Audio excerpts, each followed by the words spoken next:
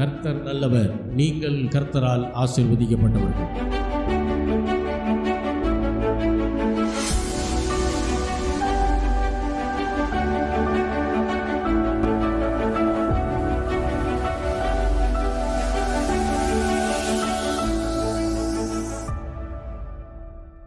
ஒரு வார்த்தைக்கு நேராய் நாம் திரும்புவோம். கலாத்தியருக்கு எழுதின நிருபம் 6வது அதிகாரம் 6 முதல் 10 வசனங்களை வாசிக்கலாம். வசனத்தில் உபதேசிக்கப்படுகிறவனுக்கு சகல நன்மைகளிலும் பகிர்ந்து கொடுக்க கடவன். மோசம் போகாதிருங்கள். தேவன் நம்மை பரியாசம் பண்ண ஒட்டார். மனுஷன் எதை விதைக்கிறானோ அதையே அறுப்பான். தன் மாம்சத்துக்கென்று விதைக்கிறவர் மாம்சத்தினால் அழிவை அறுப்பான். ஆவிக்கென்று விதைக்கிறவன் ஆவியினாலே நித்திய ஜீவனை அறுப்பான். நன்மை செய்கிறதில் சோர்ந்து போகாமல் இருப்போமாக. நாம் தளர்ந்து போகாதிருந்தால் ஏற்ற காலத்தில் அறுப்போம். ஆகையால் நமக்கு கிடைக்கும் சமயத்திற்கு தக்கதாக யாவருக்கும், விசேஷமாக விசுவாச குடும்பத்தார்களுக்கும் நன்மை செய்ய கடவோம். தேவனுடைய பெருக்கத்தின் பிரமாணங்களை குறித்து போதித்து வருகிறோம். பிரமாணம் என்றால் சட்டம். தேவன் சில சட்டத்திட்டங்களை, ஆவிக்குரிய சட்டத்திட்டங்களை வைத்திருக்கிறார். அதன்படிதான் அவர் செயல்படுகிறார். உலகத்தின் பொருளாதாரம் என்பது வேறு, தேவனுடைய பொருளாதாரம் என்பது வேறு. அவர் உலகத்தார் அல்லாதது போல நாமும், அதாவது ரட்சிக்கப்பட்ட நாமும், பேரில் கிறிஸ்தவங்க இருக்கிற அவங்க இல்லை, அவங்கள சொல்லலை. சிலர் பேர் மட்டும் கிறிஸ்தவராக இருக்கும், ஆனால் கிறிஸ்துவுக்கு அவர்களுக்கு சம்மந்தம் இல்லாமல் இருக்கும். அவர்களை பற்றி பேசலை. ஆண்டவரை ஏற்றுக்கொண்டு, சொந்த ரட்சகராக ஏற்றுக்கொண்டு, இயேசுதான் மெய்யான ஆண்டவர், அவர் எனக்காக சிலுவையில் மரித்தார், 3ஆம் நாள் உயிரோடு எழுந்தார் என்று யார் விசுவாசித்து ரட்சிக்கப்பட்டிருக்கிறார்களோ அவர்களை குறித்து சொல்கிறாரு. நான் இந்த உலகத்தை சேர்ந்தவன் அல்ல, ஆகையினால் நீங்களும் இந்த உலகத்தார் அல்ல. இது என்னைக்கு இந்த வெளிப்பாடு உள்ளே போகுதோ அன்னைக்கு எங்கே எப்படி இருக்கணும், எப்படி நடந்துக்கணுன்றது நமக்கு தெரியும். விசேஷ வீடுகள்லையும், சொந்த பந்தங்கள் கூடியிருக்கிற இடத்துலையும், நண்பர்களுடைய ஃபங்க்ஷன்லையும் நாம் எந்த லெவலில் இருக்கணும், எந்த லெவலுக்கு மேலே போகக்கூடாது அப்படிங்கிறது நமக்கு தெரியும். அல்லேலூயா. நண்பனை பிரியப்படுத்துகிறேன்ற பேரில் கெடாவெட்டில் போய் அவன் சாமி கும்பிட்ற மாதிரி நம்மளும் சாமி கும்பிட்டுக்கிட்டு இருக்கக்கூடாது. அது தேவனுக்கு பிரியமில்லாத காரியம். நீங்கள் கலந்துக்கலாம், நண்பனை பிரியப்படுத்தலாம், ஆனால் இந்த பூஜை மற்ற காரியங்களில் நாம் என்ன செய்யக்கூடாது, நாம் இருக்கக்கூடாது. சிலர் இடம் வாங்குறீங்க, வீடு கட்டுறதுக்கு லோன் போடுறீங்க, லோன் சேங்ஷன் ஆயிடுச்சு. இப்போ அடுத்து என்ன செய்ய போகிறீங்க? அங்கே போய் என்ன செய்வீங்க? முதல்ல என்ன செய்வீங்க? அங்கே போயிட்டு இடத்துல போய் ஒரு பூஜையை போடுவீங்க. கரெக்டா? அதாவது தேவனுடைய வார்த்தைக்கு சம்மந்தமே இல்லாத ஒரு காரியத்தை போய் என்ன செய்கிறது? அங்கே செய்கிறது. பந்த கால் நடுறேன், அதை செய்கிறேன், இதை செய்கிறேன்னு என்ன செய்கிறது? போய் அதான் நடுறது. ஒரு ஜெபம் பண்ணி ஆரம்பிச்சுட்டா அது வேறு. அதை விட்டுவிட்டு என்ன செய்வாங்க நம்ம ஆட்களை? நான் சொல்கிறது ரட்சிக்கப்பட்ட கிறிஸ்தவர்களை சொல்கிறேன். ரட்சிக்கப்படாதவங்க என்னத்தையோ பண்ணிட்டு போட்டோம். ரட்சிக்கப்பட்ட கிறிஸ்தவர்கள் என்ன செய்கிறாங்க? போயிட்டு அந்த கால் நடுற, சிலர் யாகம்லாம் செய்வாங்க. இது யார்? கிறிஸ்தவர்கள். இது மத நல்லிணக்கம் கிடையாது, இது கெடுக்கிறது. இது ஏன்னா நம்ம அவங்க கும்புற சாமியை நம்புறதில்லை.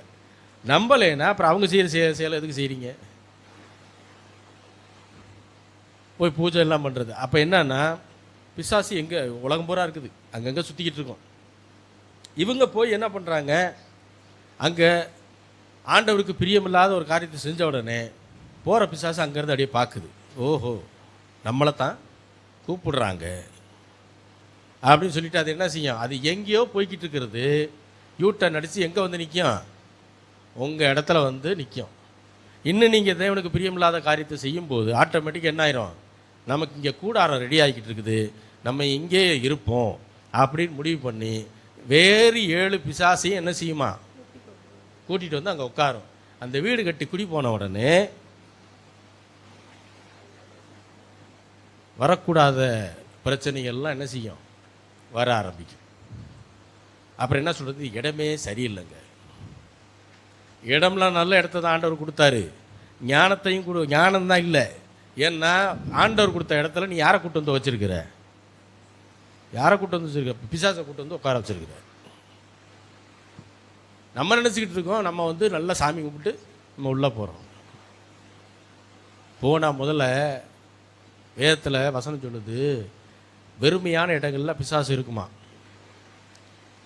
அப்போ முதல்ல போனோன்னே நீங்கள் வாங்குகிற இடம் என்ன கட்டின இடமா? இல்லை, அது வெறுமையான இடம். முதல்ல அங்கே இருக்கிற பிசாசை வந்து விரட்டணுமா ஜெபம் பண்ணி, இல்லை வேறு எதையாவது பண்ணி வெளியில் போகிறத பூரா தூக்கி உள்ளே கூட்டிகிட்டு வந்து உட்கார வைக்கணுமா. அநேக ரட்சிக்கப்பட்ட கிறிஸ்தவர்கள் இதை பண்ணிகிட்டு இருக்கிறாங்க. தவறு. அது பெரிய பாவம். பாவத்தின் சம்பளம் அவ்வளோதான். வீட்டுக்கு குடி போன உடனே 6 மாதத்துலேயோ 1 வருஷத்துலேயோ அதுவரை நல்லா இருந்தவர் இப்போ என்ன ஆயிடுவார்? உலகத்தில் இருக்க மாட்டார். இந்த வீட்டுக்கு வந்ததுலேருந்தே ராசி இல்லைங்க. ராசிலாம் ஒன்றும் கிடையாது, புத்தி இல்லை. எதை செய்யணும் எதை செய்யக்கூடாதுன்னு என்ன இல்லை, புத்தி இல்லை. புத்தி இல்லாததுனால தான் என்ன நடக்குதுங்க, இல்லாத பிரச்சனையெல்லாம் அங்கே வர்றதுக்கு காரணம் அதுதான். ஆண்டவர் உலகத்தார் அல்ல. ரட்சிக்கப்பட்ட நீங்களும் நானும் உலகத்தார் அல்ல. முதல்ல அதை புரிஞ்சுக்கணும். இது புரிஞ்சாதான் அப்போ நான் யார், நம்ம யார் அப்படின்னா, தேவன் எப்படி ஒரு ஆவிக்குரிய தேவனோ நாமும் ஆவிக்குரிய மக்கள், அவருடைய பிள்ளைகள். அவர் இந்த உலகத்திலே வாழ்ந்தார், ஆனால் உலகத்தோடு ஒத்து வாழவில்லை. நல்லா புரிஞ்சுக்கணும். உலகத்தின் கருத்து என்ன? ஊரோடு என்ன செய்யணுமா? ஒத்து. இது உலகம் சொல்கிற கருத்து. ஆனால் ஆண்டவர் என்ன சொல்கிறாரு?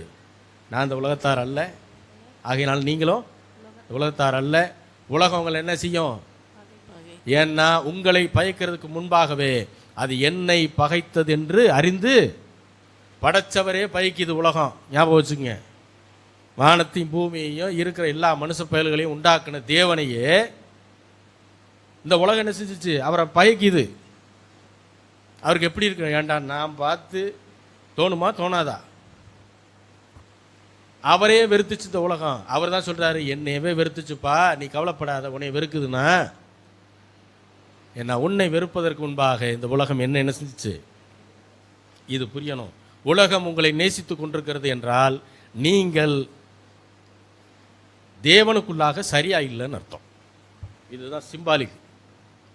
உலகம் உங்களை வெறுக்குது, சொந்த பந்தம் உங்களை வந்து அவாய்ட் பண்ணுறாங்க, உங்களை வந்து வெறுக்கிறாங்க அப்படின்னா நல்லா புரிஞ்சுக்குங்க, நீங்கள் தேவனுக்கு பிரியமாய் நடந்து கொண்டிருக்கிறீர்கள். அல்லேலூயா, அல்லேலூயா. இணக்கமாய் இருப்பது வேறு, மற்றவர்களை பிரியப்படுத்துவதற்காக தேவனை துக்கப்படுத்துவது என்பது வேறு. ரெண்டுக்கும் வித்தியாசம் உண்டு. அல்லேலூயா. சர்ச்சில் ஏன் சினிமா பாட்டு பாடி ஆண்டவர் ஆராதிக்கிறது இல்லை? சினிமா ராகத்தை போட்டு அதில் பாடல்களை எழுதி அதையும் பாடி ஆண்டவர் ஆராதிக்க முடியாதா என்ன? நம்ம ஏன் கஷ்டப்பட்டு ஒரு ராகத்தை உண்டு பண்ணணும்? தேவனுடைய தாசர்கள் எதற்காக கஷ்டப்பட்டு ஒரு டியூனை உண்டு பண்ணி அதுக்கு ஒரு வார்த்தையை போட்டு பாடணும்? சினிமா டியூனை எடுத்துட்டு அதை அப்படியே வச்சுக்கிட்டு அதில் என்ன செஞ்சிடலாம்? வார்த்தையில் மட்டும் மாற்றி போட்டு பாடிடலாமே. ஏன் செய்ய மாட்டுறாங்க? ஏன்னா சினிமா டியூனு அதுக்கும் ஆண்டவருக்கு என்ன இல்லை, சம்பந்தம் இல்லை. அப்போ நீங்கள் ஆண்டோடைய பிள்ளைனா உங்களுக்கும் சினிமா பாட்டுக்கும் சம்பந்தம் இல்லை. அப்புறம் ஏன் அது ஸ்டேட்டஸில் வருது?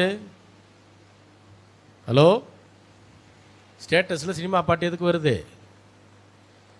அப்போ நீங்கள் உலகத்தாரா? நீங்கள் ஆண்டோடைய பிள்ளை இல்லையா?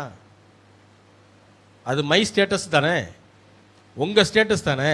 அதில் எப்படி சினிமா பாட்டு வரலாம்? ரசிக்கப்பட்டிருக்கீங்கல்ல, ஞானஸ்தானம் எடுத்திருக்கீங்கல்ல, எப்படி அதில் வரலாம்? ஆண்டவருக்கு பிரியம் இல்லாத ஒரு விஷயம் அதில் எப்படி வருது? உங்கள் ஸ்டேட்டஸில் வரக்கூடாது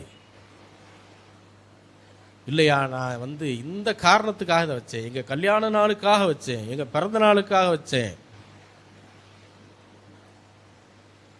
உங்களுக்கு கல்யாணமானதே கர்த்தருடைய கிருபை. இந்த உலகத்தில் பிறந்ததே கர்த்தருடைய கிருபை. எல்லாருக்கும் குழந்தை வந்துடுறது இல்லை. குழந்தை இல்லாத எத்தனையோ தம்பதிகள் இருக்கிறாங்க குழந்தைக்காக ஏங்கி.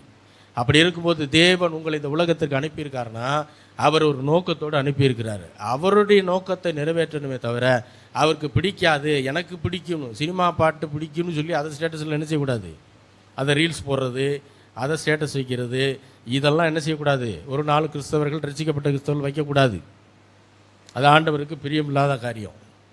ஏன்னா அந்த சினிமா பாட்டு டியூனும் ஏதோ ஒரு படத்துக்காக ஏதோ ஒரு சிச்சுவேஷனுக்காக வைக்கப்பட்டது. அதை அவர்களே வேறு படத்தில் வைக்க முடியாது. வைக்கணும்னு நிறைய பணம் செலவு பண்ணணும். சும்மா எடுத்துலாம் அப்படி வச்சிட முடியாது.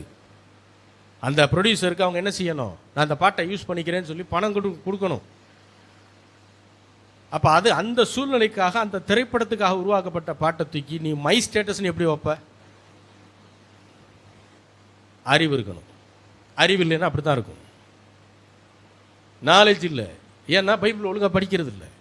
டெய்லி பைபிள் வாசிக்கிற பழக்கம் எத்தனை பேருக்கு இருக்குது? பைபிள் வாசித்தா வசனத்தை படித்தா அந்த அறிவு அந்த நாலேஜ் இருக்கும். அந்த நாலேஜ் இருந்தால் ஒழுங்காக என்ன செய்வோம், தேவனுக்கு பிரியமான காரியத்தை செய்வோம். அப்புறம் ஜெபம் பண்ணும்போது கண்ணீர் விட்டு என்ன பிரயோஜனம்? ஆசீர்வாதம் எங்கேருந்து தான் வரும் சொல்லு? எப்படி வரும்? வரவே வராது. இதை சொன்னால் ஊழியக்காரன் மேலே கோச்சிக்கிட்டு என்ன பண்ணுறது, இந்த சர்ச்சுக்கு போனால் திட்டுறாங்கன்னா வேறு சர்ச்சுக்கு போய் எங்கேயோ போய் தொலை, எனக்கு அதை பற்றி பிரச்சனையே கிடையாது. கர்த்தர் நடத்தின வார்த்தைகளை சொன்ன வார்த்தையை சொல்கிறது என் வேலை. யாராக இருந்தாலும் சரி. இந்த வசனம் உங்களுக்கு மட்டும் இல்லை, எனக்கும் தான். அப்போ ஆண்டவர் அவருக்கு பிரியமான வழிகளை நாம் அவர் கிருபையாக இருக்கிறார் என்பது 100க்கு 100 உண்மை. ஆனால் நீங்கள் எல்லாரும் தேவன் எதிர்பார்க்கிற ஆசீர்வாதத்துக்குள்ளாக நீங்கள் நிலைத்து நிற்க வேண்டும் என்றால் முதல்ல வசனத்தை படிக்கணும், வசனத்துக்கு கீழ்ப்படிய தெரியணும், ஊழியக்காரர் சொல்றதுக்கு கீழ்ப்படிய தெரியணும். நம்மளால தான் பைபிள் ஸ்டடிக்க வர முடியாது. ஏன்னா வீட்டில் 1000 வேலை இருக்கும். ஆனால் அதே புதன்கிழமை சாயந்தரம் ஒரு விசேஷம் வைக்கட்டும், போய் அங்கே முதலாக உட்காந்துருக்கும். முதலாக அங்கே தான் உட்காந்துருக்கும். அன்னைக்கு மட்டும் வீட்டில் வேலை என்னாச்சுன்னு தெரியாது. ஏன்னா நீங்கள் எதற்கு முக்கியத்துவம் கொடுக்கிறீர்களோ உங்கள் வாழ்க்கையும் அப்படி தான் இருக்கும். ஞாபகம் வச்சுங்க. Be careful. எல்லா நேரத்திலும் உலகத்தார் அல்லன்ற அறிவு முதல்ல நமக்கு இருக்கணும். ரட்சிக்கப்பட்ட ஒவ்வொரு நபருக்கு நான் சொல்கிறேன், எல்லாரோடும் நல்லா பழகுங்க, அன்பாக பழகுங்க, இணக்கமாக பழகுங்க. ஆனால் எந்த லிமிட்டில் பழகணும்னு தெரியணும். என் ரொம்ப க்ளோஸ் ஃப்ரெண்டுங்கன்னு அவர் செய்கிறது பூரா செஞ்சுக்கிட்டு இருக்கிறது என் வேலை இல்லை. அல்லேலூயா.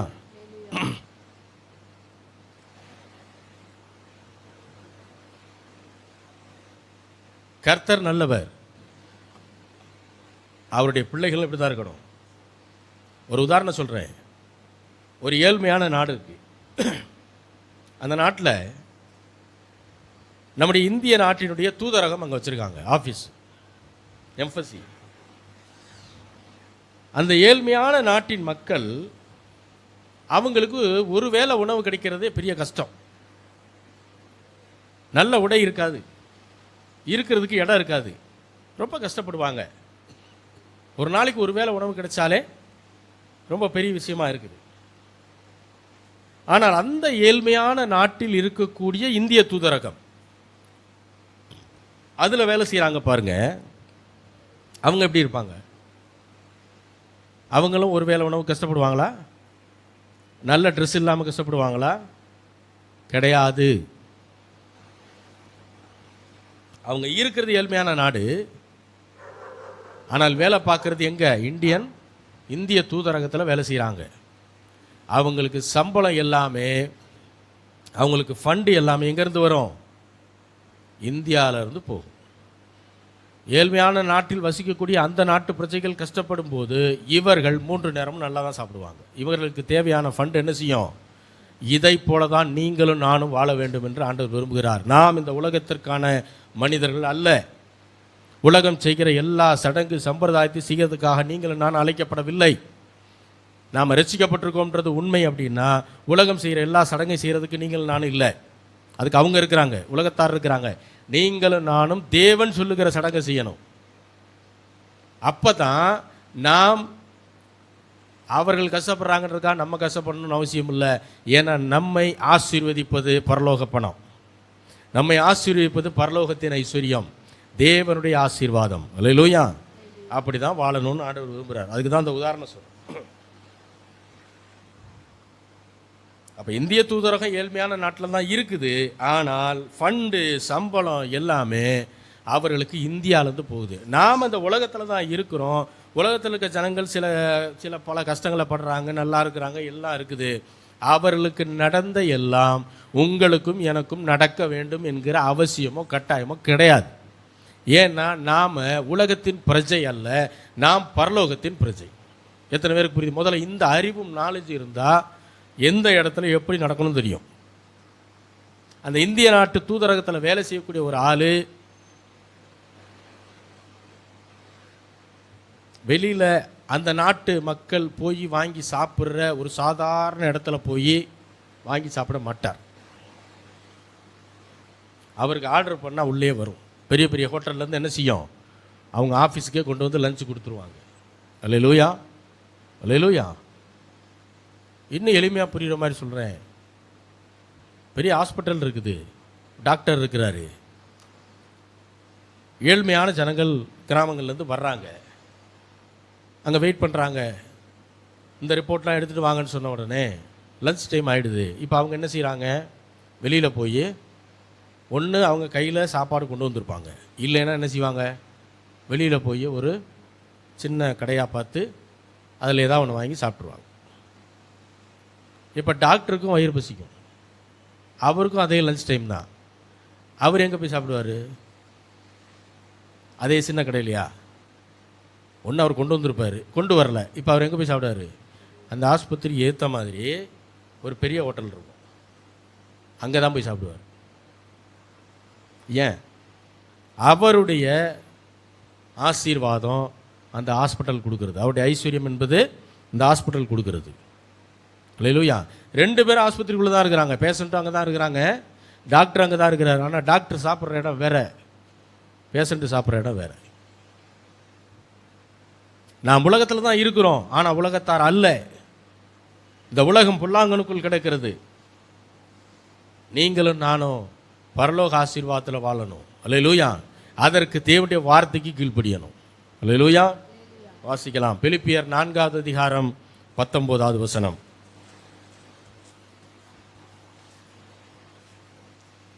பிலிப்பியர் 4:19.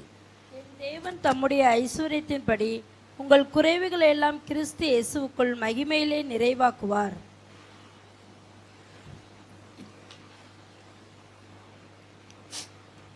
யார் சரியா வாசிக்கிறீங்கன்னு பார்க்குறேன்.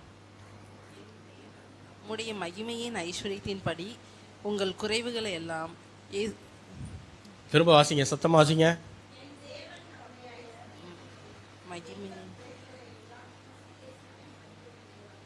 திரும்ப வாசிங்க, இன்னும் கரெக்டாக வாசிங்க. என் தேவன் தம்முடைய மகிமையின் ஐஸ்வர்யம்னா என்ன? பரலோக ஐஸ்வர்யத்தின்படி. இங்கிலீஷில் கரெக்டாக வருது, தமிழில் தான் டிரான்ஸ்லேஷன் தப்பு. அதை மாற்றி எழுதிக்கிங்க அங்கனுக்குள்ள. According to his riches in glory.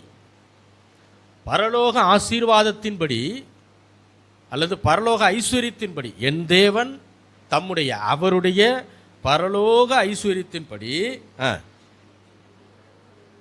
தம்முடைய மகிமையின் ஐஸ்வர்யத்தின்படி என்னுடைய குறைவுகள் எல்லாவற்றையும் கிறிஸ்து இயேசுவுக்குள் நிறைவாக்குவார்.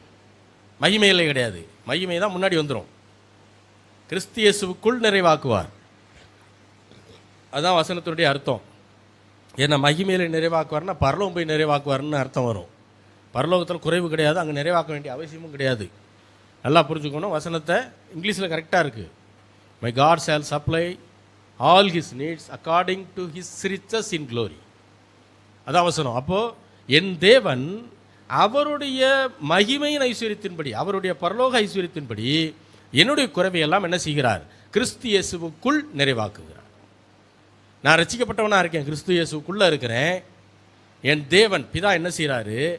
அவருக்கு ஒரு ஐஸ்வர்யம் இருக்குது. எங்கே இருக்குது அது? பரலோகத்தில். அந்த பரலோகத்தில் இருக்கக்கூடிய அந்த ஐஸ்வர்யத்தின்படி என்னுடைய குறைவை என்ன செய்கிறாராம்? அவர் நிறைவாக்குகிறார். இப்போ ஒன்றும் இல்லை, நீங்கள் ஒரு உங்கள் தெரிஞ்ச சொந்தக்காரங்க ஒருத்தவங்க கஷ்டப்படுறாங்க, அவங்களுக்கு நீங்கள் பணம் கொடுக்கணும்னு நினைக்கிறீங்க. ஒரு 2000 ரூபா கொடுப்போம் அப்படின்னு நினைக்கிறீங்க. உங்கள் கையில் பணம் இல்லை, ஆனால் உங்கள் பேங்க்கில் இருக்குது. இப்போ நீங்கள் என்ன செய்றீங்க, இன்றைக்கி போய் கொடுக்கணும்னு நினைக்கிறீங்க. முதல்ல நேரம் என்ன பண்ணுவீங்க, பேங்க்கு போய் பணம் எடுத்துருவீங்க. பணம் எடுத்துகிட்டு நேராக அவங்கள்ட்ட போய் பார்த்துட்டு நல்லா விசாரிச்சுட்டு என்ன செய்வீங்க, ஹெல்ப் பண்ணிவிட்டு வந்துடுவீங்க. இப்போது நீங்கள் அவங்களுடைய குறைவை நிறைவாக்கியிருக்கீங்க. எங்கேருந்து, எதில் இருந்து? உங்கள் பேங்க் அக்கௌண்ட்டில் இருந்து. புரியுதா உங்களுக்கு? அதே தான் ஆண்டவர் நம்முடைய குறைவை நிறைவாக்குவார். எதுலேருந்து? பரலோக ஐஸ்வர்யத்திலிருந்து. ஏன்னா பரலோகத்தில் ஐஸ்வர்யம் கொட்டி கிடக்கு. பூமியில் இருக்கா ஐஸ்வர்யம்? இருக்கா இல்லையா? பூமியில் ஐஸ்வர்யம் இருக்கா இல்லையா? இருக்குன்னா எப்படின்னு சொல்லுங்கன்னு. இருக்கு அப்படின்னா உதாரணம் சொல்லுங்க, இருக்கா இல்லையா? முதல்ல அது சொல்லுவோம், அதுக்கு அந்த முடிக்கு வந்துடுவோம். இருக்கா? சரி, இருக்குன்னா ஏதாவது உதாரணம். எது? தங்கம் எங்கேருந்து வருது? சாய் ஆல்காசு இல்லை, எங்கேருந்து வருது? வாசவியில் இல்லை, எங்கேருந்து வருது? பூமியில் இருந்தால் வெட்டி எடுக்கணும். பெட்ரோல் எங்கேருந்து வருது? கச்சா எண்ணெய்ன்னு சொல்கிறாங்க இல்லையா? எடுத்து சுத்திகரித்து அப்புறம் தான் அது யூஸ் பண்ணுற மெத்தட் இருக்கும். ஆனால் இதெல்லாம் வச்சது யார்? அப்போ பூமியில் ஐஸ்வர்யம் இருக்கா? பரலோகத்தில் ஐஸ்வர்யம் இருக்கா? தெரிலன்னா வெளிப்படுத்தின விசேஷம் படிங்க, கடைசி 2 அதிகாரம். பரலோகம் எப்படிப்பட்டதுன்னு சொல்லி அதில் வரும். தங்கத்தில் ரோடு, 12 வகையான கற்கள், அதன் மூலியமாக மதில் சுவர் அதில் கட்டியிருப்பார். பரலோகம் முழுக்க சூரியன்லாம் கிடையாது, அவரே வெளிச்சமாக இருப்பார், நித்திய வெளிச்சமாக இருக்கிறார். அப்புறம் வந்து என்னென்னா நல்லா கூலிங்காக வேறு இருக்கும், ஏசி வேறு போட்டு வச்சுருக்கிறார் பரலோகம். அதனால் அவர் மட்டும் நல்லா இருக்கார். ஆனால் அப்போ அவர் சொல்கிறாரு, பூமியில் நீயும் அப்படி தான் இருக்கணும்னு நான் விரும்புகிறேன், நீ என் வார்த்தை கீழ்ப்படிஞ்சின்னா நீ அந்த மாதிரி ஆயிடலான்னு சொல்கிறார். அல்லேலூயா. அப்போ என் தேவன் அவருடைய பரலோக ஐஸ்வர்யத்தின்படி என்னுடைய எல்லா குறைவையும் என்ன செய்கிறாரா? நிறைவாக்குகிறார்.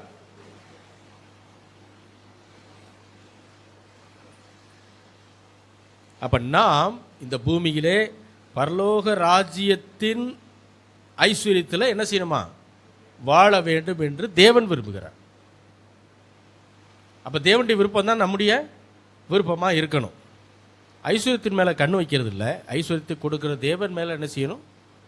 கண் வைக்கணும். அதுதான் முக்கியம். அப்போ நீங்கள், ஆண்டவர் ஃபஸ்ட்டு என்ன சொன்னார்?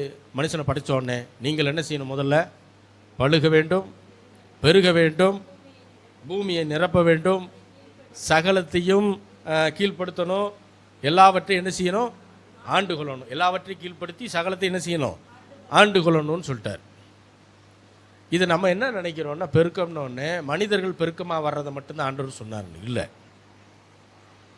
மனிதர்கள் அவங்களும் பெருக்கணும், எல்லா விதத்திலையும் பெருக்கணும். அதுதான் ஆண்டவர் சொல்கிறார். ஏவாளுக்கு சொல்லப்பட்ட கடவுளுடைய வார்த்தை அதுதான். நாம் பெருக வேண்டும் என்பது கர்த்தருடைய விருப்பம். பெருக்கம் என்பது வெறும் மக்கள் தொகை பெருக்கத்தை மட்டும் சொல்லலை, எல்லா விதத்திலும் நாம் பெருக வேண்டும் என்பதை ஆண்டவர் என்ன செய்திருக்கிறார்? சொல்லியிருக்கிறார். இந்த ஆதியாகமம் 12 அதில் பார்த்தீங்கன்னா, 12வது அதிகாரத்தில் பார்த்தீங்கன்னா, எடுக்க வேண்டாம் சொல்கிறேன், ஆபிரகாமுடைய காலத்தில் ஒரு பஞ்சம் வந்துச்சு. அப்போ எகிப்துக்கு போகிறாரு ஆபிரகாம். அங்கே தான் அவர் மனைவியை சகோதரின்னு சொல்லுவார். அப்புறம் அந்த ராஜா பார்த்துட்டு, ஏன்னா ராஜாக்களுக்கு இப்போ நிறைய ராஜாக்களுக்கு வேலையாக தான், அதனால் அந்த அம்மாவை சகோதரி தானே அப்படின்னு சொல்லிட்டு கூட்டிகிட்டு போயிடுவார் அவர் கல்யாணம் பண்ணுறதுக்கு. யாரை? சாராளை. எனக்கு தெரிஞ்சு அப்போ 75 வயசு இருக்கும்னு நினைக்கிறேன். அந்த நேரம் என்ன வயசு இருக்கும்? 75. சரி, நம்ம ஒரு உதாரணத்துக்கு 50னே வச்சுக்கிடுவோம். 50 வயசில் சாராள் வந்து எப்படி இருக்காங்க? சௌந்தரியம் உள்ளவர்களாய் இருந்தார்கள். அதனால தான் ராஜாவே என்ன பண்ணுறான்? ராஜா எப்பயுமே ரொம்ப நல்லா இருந்தால் மட்டும்தான் என்ன செய்வான்? ஒரு பானம் குடிக்கிறான் அப்படின்னா நல்லா இருக்கணும், அது ரொம்ப சூப்பராக இருக்கணும். ஒரு சாப்பாடு இருக்குது, ராஜ போஜனம்னு சொல்கிறோம் இல்லையா? ஒரு சாப்பாடு இருக்குன்னா தி பெஸ்ட்டு அவங்க டேபிளில் தான் இருக்கும். அப்போ அவங்களுடைய விருப்பங்களே எப்படின்னா தி பெஸ்ட்டாக இருக்கணும். இப்போ இவன் என்ன பண்ணுறான்? சாராளை பார்க்குறான். சாராளை வந்து அவனுக்கு பிடிச்சது. ஆனால் சாராள் ஆபிரகாமுடைய ஒய்ஃப்னு தெரியாது. ஏன்னா ஆபிரகாம் என்ன சொல்லிடுறாரு? ஏம்மா தயவுசெய்து எனக்கு ஒரு ஹெல்ப் பண்ணு, இந்த ஊரில் இருக்க இப்போ மோசமான பயலுக, உன்னை என் ஒய்ஃபுன்னு சொன்னால் என்னைய கொண்டுருவாங்க, அதனால் உன்னை என் சகோதரின்னு சொல்லிடுறேன், அப்போ என்னைய உயிரோடு வைப்பாங்க அப்படின்ட்டார். அந்த அம்மாவும் சரின்னு சொல்லிடுச்சு. இப்போ அதே மாதிரி தான் நடக்குது. நிறைய பேர் பார்த்துட்டு போயிட்டு ராஜா அதை பார்த்துட்டு என்ன பண்ணுறாரு, சரி அந்த அம்மா கூப்பிட்டு வந்துருங்க அப்படின்ட்டு ஆபிரகாமை மச்சான் நினச்சிட்டாரு. மச்சானுக்கு என்ன பண்ணுறாரு, இவர் நிறைய வெகுமதிகளை கொடுத்துட்டாரு. கூட்டிகிட்டு போயிட்டார். கூட்டிகிட்டு போய் ராஜா அரண்மனையில் வச்சுருக்குறாங்க. இப்போ ஆண்டவர் அவரோடு இடைப்பட்டு என்ன செஞ்சார், இல்லை அது வந்து அவனுடைய ஒய்ஃபு, யாரும் என்ன செய்யக்கூடாது, எந்த ஒரு தவறான எதுவும் வந்து நடக்கக்கூடாதுன்னு சொல்லி ஆண்டவர் எச்சரித்த உடனே ராஜா அடுத்த நாள் ஆபிரகாமை கூப்பிட்டு திட்டுறாரு, உன் ஒய்ஃபை நீ சகோதரி நான் சொல்கிற அப்படின்னு. சரி சரி கண்ணு முன்னா நிற்காத, முதல்ல 2 பேரும் போய் தொலைங்க அப்படின்னு சொல்லி 2 பேர்த்தையும் அனுப்பிச்சி விட்டுறாரு. இப்போது 12வது அதிகாரத்தில் பஞ்சம் இருக்குது ஆபிரகாம் காலத்தில். 13வது அதிகாரத்தில் பார்த்தீங்கன்னா 13:2 வாசிங்க. ஆதியாகமம் 13:2. வெள்ளியும் பொன்னுமான ஆஸ்திகளை உடைய சீமானாய் இருந்தான். ஆபிரகாம் சகலவிதமான நிலங்களும் பொன்னும் வெள்ளியும் உடைய சீமானாய் இருந்தார். அதே 12வது அதிகாரத்தில் ஃபர்ஸ்ட்டில் பார்த்தீங்கன்னா ஆபிரகாம் காலத்தில் பஞ்சம்னு வரும், பஞ்சத்தில் இருந்தார். ஒரே அதிகாரம்தான், ஆண்டவர் உயர்த்துவதற்கு அவ்வளோதான் காலகட்டம். ஒரே அதிகாரத்தில் ஆண்டவர் என்ன பண்ணிட்டாரு, ஆபிரகாமை வெள்ளியும் பொண்ணும் உடைய சீமானாய் மாற்றிட்டார். இப்போ ஒருவேளை நீங்கள் நினைக்கலாம், அப்போ ஏன் ஆண்டவர் பஞ்ச காலத்தில் ஆபிரகாமை வச்சார்? ஆண்டோடைய சித்தம் பஞ்ச காலத்தில் நீங்கள் வாழணுன்றது இல்லை, பஞ்ச காலத்தில் நீங்கள் ஐஸ்வர்யம் உள்ளவர்களாய் வாழ வேண்டும் என்பதுதான் தேவனுடைய சித்தம். அல்லேலூயா. ஆண்டவர் இஸ்ரேல் ஜனங்களை, நான் நேற்று கூட பேசிகிட்டு இருக்கும்போது சொன்னேன், இஸ்ரேல் ஜனங்களை கானான் தேசத்துக்கு கூட்டிகிட்டு போகிறதுக்கு இது தேவனுடைய சித்தம், தேவனுடைய விருப்பம். ஆனால் அவர் எந்த வழியாக தான் கூட்டு போனார், வனாந்தரத்தின் வழியாக தான் கூட்டு போகிறாரு. எதுக்கு அந்த வழியில் கூட்டு போனோம்? அவர் ஒருவேளை வேறு ஏதாவது ஷார்ட்கட்டில் கூட்டு போயிருந்தா மிஞ்சி போனால் ஒரு வருஷத்துக்குள்ளேயே தான் அவங்க போயிருப்பாங்க. ஆனால் 40 வருஷம் ஆச்சு கானான் தேசத்தை அவர்கள் சுதந்திரிப்பது. ஏன் ஆண்டவர் அது வழியாக கூட்டு போனார்னா, அவர்கள் எந்த சூழ்நிலையாக இருந்தாலும் ஆண்டவராகிய யெகோவா தேவனை முழுதாக நம்ப வேண்டும், விசுவாசிக்க வேண்டும் என்று தேவன் விரும்பினார். அவங்க கையில் வெள்ளி இருந்துச்சு, பொண்ணு இருந்துச்சு, தங்கம் இருந்துச்சு, ஆனால் சாப்பாட்டுக்கு கடை கிடையாது. வனாந்திரத்தில் சாப்பாட்டுக்கு யாரை நம்பி தான் இருக்கணும். ஆனால் கையில் என்ன இருக்குது, பேக்கில் பொண்ணு இருக்குது. ஏன்னா எகிப்துலேருந்து வெளியே வரும்போது என்ன செஞ்சாங்க, அக்கம் பக்கத்துலலாம் போய் வெள்ளி பொண்ணு எல்லாத்தையும் வாங்கிட்டு வந்தாங்க. ஆண்டவரே சொன்னார், போய் எல்லாத்தையும் வாங்கிட்டு வாங்க. ஏன் சொன்னார்னா 430 வருஷம் அடிமைத்தனத்தில் இருந்ததுனால தேவன் அவர்கள் செய்த வேலைக்கான கூலியை அங்கே கொடுத்தார். உங்கள் வேலைக்கான கூலி என்றைக்கும் ஏமாற்றப்படாது. எதன் மூலியமாவது, எந்த கம்பெனி மூலியமாவது, யார் மூலியமாவது தேவன் கொடுப்பார். ஆண்டவர் அதையெல்லாம் செட்டில் பண்ணி தான் அங்கேருந்து கூப்பிட்டு வர்றார். மோசே அவங்கள கூட்டிகிட்டு வரும்போது செங்கடல் எல்லாம் பிளந்து அதுக்கப்புறம் வராங்க. வனாந்திரத்துக்கு வந்தாச்சு, வேறு ட்ரெஸ்ஸு கிடையாது, போட்டிருக்க ட்ரெஸ்ஸு மட்டும்தான். ஆனால் அந்த ட்ரெஸ்ஸு கடைசி வரைக்கும் என்ன செய்யலையாம், பழசும் ஆகலை, கிளியவும் இல்லை, போட்ட செருப்பும் அந்தும் போகலை. அல்லேலூயா. இப்போ வாங்குற செருப்பு எப்படி இருக்கு? ஒழுங்காக கீழே பார்த்து நடந்தால் பிரச்சனை இல்லை. இப்படி மேலேயே பார்த்து நடந்தோம்னா கீழே இருக்க கல் தெரியாமல் தட்டி அப்புறம் செருப்பு தனியாக கிடக்கு, கால் தனியாக கிடக்கு. இன்னைக்கு இருக்கிற செருப்பு 40 வருஷமாக அவங்க செருப்பு என்ன செய்யலையா, தேவையே இல்லையா. ட்ரெஸ்ஸு பழசாகலை, கிளியலை, கையில் தங்கம் இருக்குது, வெள்ளி இருக்குது, ஆனால் பசிச்சா கர்த்தரை நோக்கி தான் பார்க்கணும். அல்லேலூயா. அதுதான் விசுவாச வாழ்க்கை. அதை கற்றுக் கொடுத்தார் ஆண்டவர். அதனால தான் வனாந்திரத்தில் நடத்தினார். உங்களை சில நேரத்தில் வனாந்திர பாதையில் நீங்கள் போகிற மாதிரி தெரிஞ்சால் ஆண்டவர் ஏன் இதில் நடத்தினார் அப்படின்னு நீங்கள் கேள்வி கேட்டுருந்தீங்க. நான் சொல்கிறேன், நீங்கள் ஆவிக்குரிய ஜீவியத்தில் விசுவாசத்தை கற்றுக்கொண்டு நீங்கள் வளர வேண்டும் என்று தேவன் விரும்பினதுனால உங்களுக்கு அதை ஒரு பாடமாக எடுத்திருக்கிறார். அல்லேலூயா. அந்த அனுபவத்தை நீங்கள் எடுத்துக்கிட்டீங்கன்னா அடுத்த முறை அதே மாதிரி பிரச்சனை வரும்போது நீங்கள் பயப்பட மாட்டீங்க. அல்லேலூயா. ஆபிரகாம் வெள்ளியும் பொண்ணும் உடைய சீமானாய் திரும்பி வந்தான். 5வது வசனம் வாசிங்க. ஆதியாகமம் 13:5. ஆபிரகாமுடனே வந்த லோத்துவுக்கும் ஆடு மாடுகளும் கூடாரங்களும் இருந்தன. ஆண்டவர் ஆபிரகாமை தான் அழைத்தார்.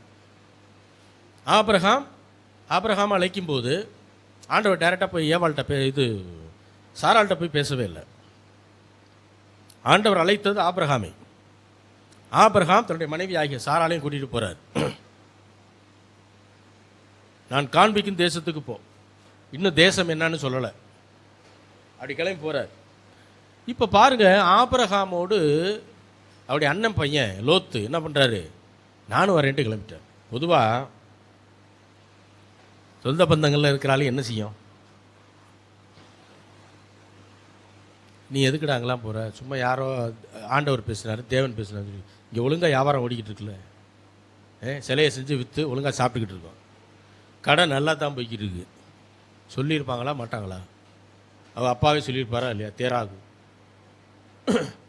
இப்போ எதுக்கு இதை விட்டுட்டு போகிற, யார் சரி எந்த கடவுள் கூப்பிட்டாரு அது தெரியாது, அதுவே தெரியாது, சரி எங்கே போகிற அதுவும் தெரியாது. இப்படி இருக்கும்போது எல்லாரும் ஆபிரகாமை என்ன நினச்சிருப்பாங்க, புத்தி சுவாதீனம் இல்லாமல் போயிடுச்சு, அதனால தான் கிளம்புறான்னு நினச்சிருப்பாங்களா இல்லையா. இப்போ அப்படிப்பட்ட ஒரு நபரோடு இன்னொரு ஆள் சேர்ந்து வரேங்கிறான். யார்? லோத்து. அவர் அப்பசாமல் அங்கேயே இருந்திருக்கலாம். அவர் என்ன செய்கிறாரு, நான் உங்க கூட வர்றேன் அப்படி கிளம்பிட்டார். இப்போ என்ன நடக்குது, ஆபிரகாமுடனே வந்த லோத்துவுக்கும் ஆடு மாடுகளும் கூடாரங்களும். லோத்துக்கிட்ட ஆண்டவர் பேசவே இல்லை,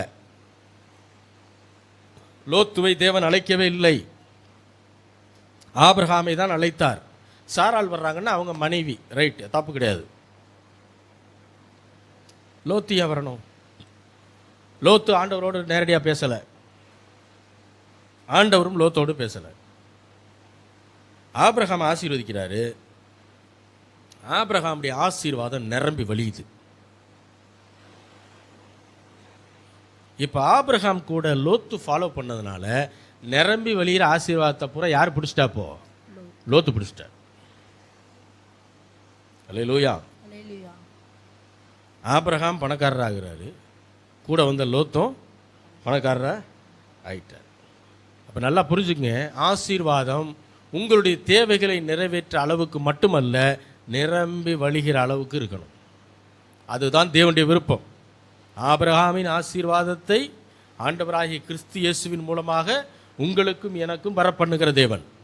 அப்போ ஆபிரகாமின் ஆசீர்வாதம் நிரம்பி வழிகிற ஆசீர்வாதம். வெறும் பணம் மட்டும் இல்லை, தெய்வீக ஆரோக்கியம், அதில் நல்ல வெற்றி, அதாவது வெற்றி, எல்லா இடத்துலையும் வெற்றி, அவருக்கு நல்ல வாழ்க்கை, இது எல்லாமே இருந்தது. அதெல்லாம் சேர்ந்தது தான் ஆசீர்வாதம். அப்போ நிரம்பொழிகிற ஆசீர்வாதத்தை தேவன் நமக்கு கொடுக்க வேண்டும் என்று விரும்புகிறார். அப்போ தான் உங்களுக்கு நிறைய அந்த ஆசீர்வாதம் தான் ஊழியத்தில் நீங்கள் என்ன செய்ய முடியும், ஊழியத்தின் அநேக பகுதிகளில் விதைக்க முடியும். ஒவ்வொரு காரணத்துக்கும் ஒவ்வொரு இது இருக்குது பாருங்கள், ஒவ்வொரு விதைக்கக்கூடிய இடம் இருக்குது. பல ஊழியங்களை தாங்கலாம், ஊழியத்தின் பல பகுதிகளில் என்ன செய்ய முடியும், விதைக்க முடியும். அல்லேலூயா. ஒன்றும் இல்லை, 1 லட்ச ரூபா சம்பளம் வாங்கும்போது எவ்வளோ விதைப்பீங்க, எவ்வளோ விதைப்பீங்க, விதைக்கிறதா? எங்களுக்கே பத்தாது அப்படின்னு நினைக்கிறீங்களா? நான் விதைக்கிறவங்கள கேட்குறேன். 1 லட்ச ரூபா வருது உங்கள் வருமானம், எவ்வளோ விதைப்பீங்க? குறைஞ்சது 10,000. 5 லட்ச ரூபா வந்தா 5 லட்ச ரூபா வருது மாதம். அப்போது 10 லட்சம் வந்தா 1 லட்ச ரூபா வச்சிருக்கோம். அப்படியே கணக்கு போடுங்க. 50 லட்ச ரூபா வந்தா, ஐயா நீ சொல்கிறத கேட்கும்போது சில நினைக்கிறாங்க எவ்வளோ சந்தோஷமாக இருக்குது தெரியுமா. அதுக்கு தான் சர்ச்சுக்கு வர்றது. முதல்ல கேட்பீங்க, இருதயம் அதை வாஞ்சிக்கும், இருதயம் அதை விசுவாசிக்கும். இதை ஆண்டவரை தவிர யாராலையும் தர முடியாதுன்னு நினைப்போம், ஆண்டவரை பிடிச்சிக்கிடுவோம். ஒரு நாள் அது நடந்துடும். 1 கோடி ரூபா வருமானம் மாதம். இப்போது டேக்ஸ் எல்லாம் போக ஒரு உதாரணத்துக்கு 70 லட்ச ரூபா நிற்கிது. 70 லட்சம் எடுத்தால் எவ்வளோ கொடுப்பீங்க? எவ்வளோ விதைப்பீங்க? 7 லட்சம் ரூபா. அப்போ நல்லா புரிஞ்சுக்கங்க, ஆசீர்வாதம் பெருக பெருக பெருக உங்களுடைய விதையும் என்ன செய்யுது? பெருகுதா? அதை தான் ஆண்டவர் சொல்கிறாரு, நம்முடைய ஆசீர்வாதம் நிரம்பி வழியணும். அப்போ நாம் ஊழியத்தை, தேவனுடைய ராஜ்யத்தை கட்டுவதற்கு அதிக வேலைகளை செய்ய முடியும். அநேக ஏழை மக்களுக்கு உதவி செய்ய முடியும். எப்போ ஆசீர்வாதம் நிரம்பி வழியும். நமக்கே 10 பத்தாமல் இருந்துச்சுன்னா நாம் யாருக்கு போய் உதவி செய்ய போகிறோம்? இதில் கொடுக்கணுமா வேணாமா, இது இருந்தால் அதுக்காகுமே, அது இருந்தால் இதுக்காகுமேன்னு இப்படி தான் யோசனை ஓடும். ஆகையினால தான் சொல்கிறேன், நீங்கள் ஆசீர்வதிக்கப்பட வேண்டும். ஏனென்றால் அது தேவனுடைய விருப்பம் மட்டுமல்ல, என்னுடைய விருப்பமும் தான். ஏன்னா தேவனுடைய விருப்பம் தான் நம்முடைய விருப்பம். நாம் எதை விதைக்கிறோமோ அதை என்ன செய்கிறோம்? அறுக்கிறோம். விதைன்னா கொடுக்கிறது, அறுவடைனா பெற்றுக்கொள்வது. அப்போ நாம் கொடுப்பதை வைத்து அவருக்கு ஒன்றும் ஆக போகிறதில்லை. மாறாக மீண்டும் நமக்கு தான் அவர் என்ன செய்கிறார்?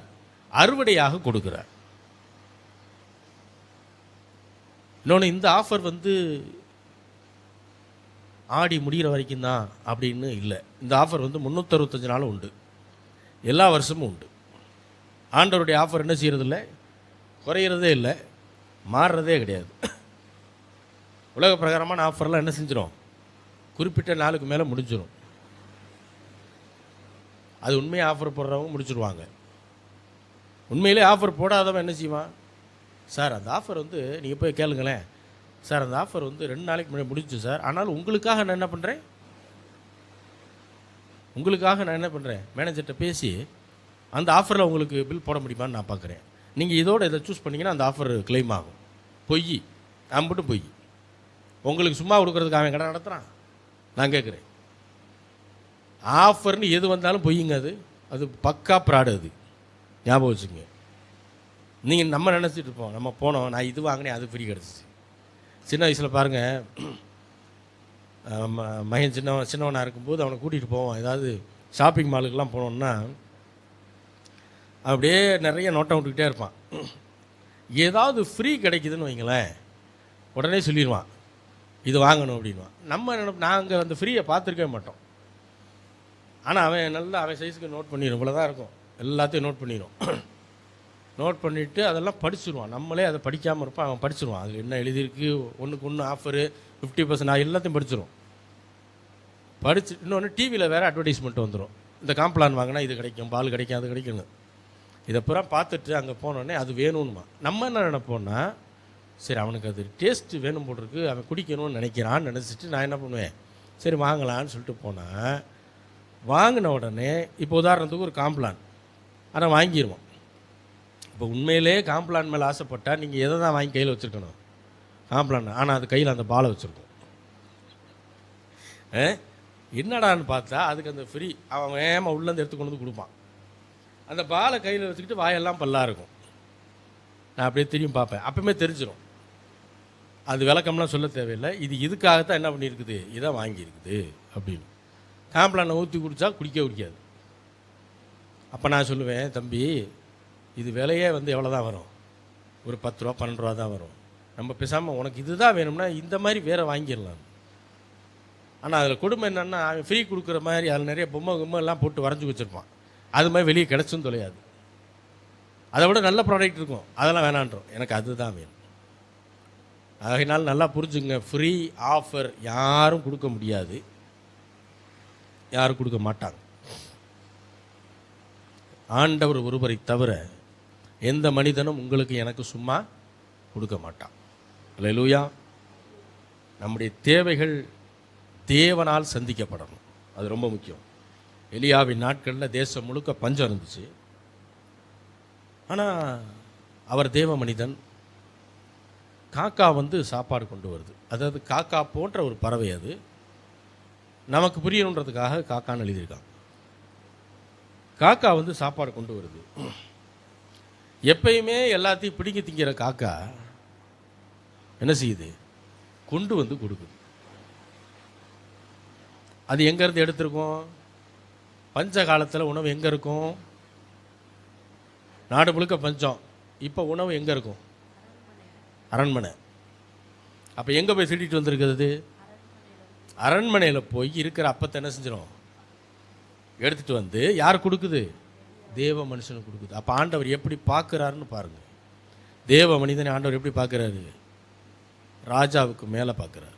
அல்லேலூயா, அல்லேலூயா. அந்த நேரத்தில் ராஜாவும் சாப்பிட்றான், தேவ மனிதனும் சாப்பிட்றான். ராஜாவுக்கு அரண்மனை இருக்குது, வேலை செய்கிறதுக்கு ஆள் இருக்குது, எல்லாம் இருக்குது. தேவ மனிதன் தனியாக உட்காந்துருக்காரு. புரியுதுங்களா? ஆனால் அவர் சாப்பிட்ற அதே சாப்பாட்டை இவர் சாப்பிட்றாரு. ஏன் தெரியுமா? தேவ மனிதனுக்காக பரலோகம் வேலை செய்யும். அதான் அங்கே நடந்தது. காக்கா வேலை செய்யும். கொரோனா நேரத்தில் சர்ச்சை நடத்த முடியல. ஒரு ஆள் ரொம்ப நக்கலாக பேசிட்டு போனார். இனிமேல் என்ன பண்ணுவீங்க பார்ப்போம் அப்படின்னு.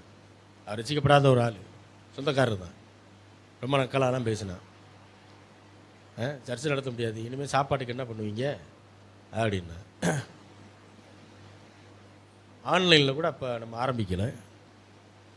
ஆனால் உதாரணத்துக்காக சொல்கிறேன், நிறைய காக்கா வீடு தேடி வந்துச்சு. அது நாங்கள் இருந்த வீட்டுக்கு முன்னாடி தான் போலீஸ் ப்ரொடெக்ஷன். ஏன்னா முதல் கொரோனா நாங்கள் இருந்த சந்துக்கு ஏற்ற சந்தில் தான் ஃபஸ்ட்டு பரவி இருக்கு. அப்போ முதல்ல போலீஸ் தட்டி போட்டு அடைச்சி அங்கேயே 24 ஹவர்ஸ் உட்காந்துருக்காங்க. யாரையா விடுவாங்களா? அந்த நேரத்தில் நிறைய காக்கா வந்துச்சு வீட்டுக்கு. போலீஸ்கிட்ட போய் சொல்லி பெர்மிஷன் கேட்டுட்டு வீட்டுக்கு வந்து காணிக்கை கொடுத்துட்டு போகிறாங்க. ஜோ பண்ணிட்டு வெளியே யாரும் போக முடியாது. நான் என்னாலலாம் வெளியே வர முடியாது. வெளியே வந்தால் அந்த போலீஸ் விட்டு வரைக்கும் வரலாம், அதுக்கு மேலே வர முடியாது. அவங்க பார்த்து சார் உள்ளே போயிருங்க சார் அப்படின்வாங்க. ஆண்டவர் உட்கார வச்சு பூசிச்சார். அப்போ தான் இந்த ஐடியா வந்தது. சரி, நம்ம ஆன்லைன்லையாவது சும்மாவே இருக்க வேண்டாம், யூடியூப்பில் என்ன செய்வோம், வீடியோ போடுவோன்னு அப்போ ஆரம்பிச்சது. அப்போது தேவனால் கூடாத காரியம் ஒன்றும் இல்லை. உட்கார வச்சு சோறு போடலாம், ஆத்தங்கரையில் கூட்டிகிட்டு போய் உங்களை விளையாட விட்டு சோறு போடலாம், உங்கள் தேவையிலே சந்திக்கலாம். அல்லது நீங்கள் வீட்டில் இருந்தால் ஒழுங்காக உட்கார மாட்டீங்கன்னு தெரிஞ்சால் உங்களை ஆஸ்பத்திரிக்கு கூப்பிட்டு போய் அங்கே உட்கார வச்சு அங்கேயும் உங்களுக்கு என்ன செய்யலாம், சாப்பாடை போடலாம். ஏன்னா சிலர் ஆஸ்பத்திரியில் தான் அமைதியாக இருப்பாங்க. பத்திரிக்கையில் ஆஸ்பத்திரியில் மட்டும்தான் அமைதியாக இருப்பாங்க. மற்ற எல்லா இடத்துலையும் ஒன்று துருன்னு அங்கிட்டு போகிட்டு அந்த வேலையை செய்ய, இல்லைன்னா வாய் என்ன செய்யும், நடன்னு பேசிக்கிட்டே இருக்கும். ஹாஸ்பிட்டலில் மட்டும்தான் படுக்க போட்டு ட்ரிப் ஏற்றணுன்னே அமைதியாக இருக்கும். டாக்டர் சொல்லி பேசக்கூடாது, அமைதியாக ரெஸ்ட் எடுங்க அப்படின்னு போயிடுவார். எனக்கு அந்த மாதிரி டாக்டர்லாம் ரொம்ப பிடிக்கும். பேசவே கூடாது, பேசாமல் ரெடின்னு வாங்கல. எனக்கு ரொம்ப பிடிக்கும் அந்த மாதிரி டாக்டர். அந்த மாதிரி டாக்டர் எங்கே இருக்காருன்னு பார்த்தா நான் போகிறது. ஏன்னா அது நல்லது, ஆசீர்வாதத்துக்கு தடை ஏற்படாது. கர்த்தருடைய வார்த்தைக்கு கீழ்ப்படிஞ்சு நாம் நடக்கும்போது பிடுங்கி திங்கிற காக்கா கூட வந்து கொடுத்து விட்டு போகும். ஞாபகம் வச்சு. ஆதியாகமம் 26வது அதிகாரம், ஆதியாகமம் 26 12 13 14. ஈசாக்கு அந்த தேசத்தில் விதை விதைத்தான். கர்த்தர் அவனை ஆசீர்வதித்ததினால் அந்த வருஷத்தில் 100 மடங்கு பலன் அடைந்தான். அவன் ஐஸ்வர்யவனாகி வர வர விருத்தி அடைந்து மகா பெரியவனானான். அவனுக்கு ஆட்டு மந்தையும் மாட்டு மந்தையும் அநேக பணிவிடைக்காரரும் இருந்தபடியினாலே பெலிஸ்தியர் அவன் மேல் பொறாமை கொண்டு. போதும். இப்போ ஈசாக்கினுடைய காலத்திலையும் ஒரு பஞ்சம் வருது. அப்போ ஈசாக்கும் பஞ்சம் பழைக்கிறதுக்கு இன்னொரு தேசத்துக்கு போகணும்னு சொல்லி முயற்சி பண்ணும்போது ஆண்டவர் சொல்கிறாரு, போக வேண்டாம். ஆபிரகாம போன்ட்டார். அவர் அங்கே அனுப்பிச்சு ஆசீர்வதிச்சு கூப்பிட்டு வந்துட்டார். புரியுதுங்களா? இப்போ ஈசாக்க அதே மாதிரி அவர் கிளம்பும்போது, ஏன்னா கண்டிப்பாக தன்னுடைய முன்னோர்கள் என்ன செய்கிறாங்களோ அதெல்லாம் பார்ப்பாங்க, அதன்படி ஃபாலோ பண்ணுவாங்க. இப்போ ஈசாக்கு அதே பஞ்ச காலத்தில் போகணும்னு நினைக்கும் போது ஆண்டவர் சொன்னால் எங்கேயும் போகாத, இங்கேயே இருந்துட்டார். அங்கேயே விதைச்சான், 100 மடங்கு பலனை எடுத்தான். ஏன்னா இப்போ அவனுடைய நிலம் மட்டும் இல்லை, மற்றவருடைய நிலமும் எப்படி இருக்குது, தரிசா கிடக்குது. அதுலேயும் விதைக்கிறான். ஏன்னா அவங்க பூரா எங்கே போயிட்டாங்க, பஞ்சம் பிழைக்க வேறு தேசத்துக்கு போயிட்டாங்க. இப்போ இவனுக்கு எவ்வளோ விதை இருக்குதோ அது எல்லாத்தையும் நிலத்தில் விதைச்சிட்றான். விதைச்சு முடித்தா தேவன் அந்த வருஷத்திலேயே 100 மடங்கு பலனை கொடுத்தார். அவன் எப்படி ஆனானா, 13வது வசனம். அவன் ஐஸ்வர்யவனாகி, பாருங்க, அவன் ஐஸ்வர்யவானானான். எப்படி சொல்லி முடிச்சிடலாம். வர வர விருத்தி அடைந்து மகா இல்லையா? பெரியவனானான். அப்படி சொல்லி முடிச்சிடலாம். அவன் ஐஸ்வர்யவானானான். ஆபிரகாமுக்கு என்ன சொன்னாரு? வெள்ளியும் பொன்னும் உடைய சீமானா இருந்தான்ட்டார், முடிச்சு. இப்போ ஈசாக்கு என்ன சொல்லணும்? அவன் ஐஸ்வர்யவானாய் மாறினான் அப்படின்னு சொல்லிட்டு முடிச்சிடலாம். ஆனால் என்ன சொல்றாரு? இனிமே தான் ஸ்டார்ட்டே ஆகுது. அவன் ஐஸ்வர்யவானாகி அடுத்து வர வர விருத்தி வர வர விருத்தி அடைந்து அடுத்து மகா பெரியவன் பெரியவனானான்னு சொல்லல, மகா பெரியவனா. அப்படின்னா என்ன அர்த்தம்? அதாவது ஒரு 50 கோடி வச்சிருந்தான் ஆபிரகாம் அப்படின்னா இவன் என்ன ஆயிட்டான்? இப்போ இவன் 500 கோடிக்கு அதிபதியா மாறிட்டான். அதுதான் மகா பெரியவன். ஆண்டவரே அந்த வார்த்தையை சொல்றாரு பாருங்க. அவன் ஐஸ்வர்யவானாய் மாறிட்டான். அப்படின்னா என்னாச்சு? அவன் 50 கோடி சம்பாரிச்சிட்டான்னு அர்த்தம். அப்புறம் வர வர விருத்தி அடைந்து அப்போ பெருகிக்கிட்டே இருக்குது. இப்போ என்ன ஆயிட்டான்? மகா பெரியவனான. அப்போ 500 கோடிக்கு வந்துருச்சு. அடுத்து சொல்றாரு 14வது வசனம் வாசிங்க. அவனுக்கு என்ன இருந்துச்சு? ஆட்டு மந்தை, மாட்டு மந்தை, அடுத்து அநேக பணிவிடைக்காரர்களோ. அது கவுண்ட் பண்ண முடியாதுங்க. வேலைக்காரங்களாம் என்ன செய்ய முடியாது? இருந்தபடியினால் என்ன முடியாது. அதனால அநேக பணிவிடைக்காரர். ஆண்டவரே சொல்றாரு பாருங்க. அவனுக்கு ஆட்டு மந்தை இருந்துச்சு, மாட்டு மந்தை இருந்துச்சு, அநேக பணிவிடைக்காரர்கள். இப்போ அநேக பணிவிடைக்காரர்கள் இருக்கணும் அப்படின்னா வீடு எப்படி இருக்கணும்? பெருசா இருக்கும். எல்லாரும் அங்கே உள்ள வந்து வேலை செய்யணும்னா வீடு எப்படி இருக்கணும்? ஒரு 5 சென்ட்ல கட்டினா போதுமா? முடியாது. அநேகன்றதுல ஒரு 50 வேலைக்காரங்கன்னு வச்சுக்கிடுவோம். ஒரு உதாரணத்துக்கு 50 வேலைக்காரங்க ஒரு வீட்டில் வேலை செய்யணும்னா அந்த வீடு எப்படிப்பட்ட வீடாக இருக்கணும்? அது அரண்மனையாக இருக்கணும். ராஜாவும் அரண்மனையில் வாழ்கிறான். தேவனால் தெரிந்து கொள்ளப்பட்ட மனுஷன் எங்கே வாழ்கிறான்? அரண்மனையில் வாழ்கிறான். அல்லேலூயா. எப்படி நடந்துச்சு? ஈசாக்கு தேவனுடைய வார்த்தைக்கு என்ன செஞ்சான்? அவன் கீழ்ப்படிந்தான். அல்லேலூயா. இப்போ அநேக பணிவிடைக்காரர் இருந்தபடினாலே பெலிஸ்தர் என்ன பண்ணாங்களாம்? அவன் பேரில் பொறாமை கொண்டு. யார் மேல? ஈசாக்கின் மீது பெலிஸ்தர் என்ன பண்ணாங்களாம்? பொறாமை கொள்ளுகிற அளவிற்கு தேவன் ஈசாக்கை ஆசீர்வதித்தார்.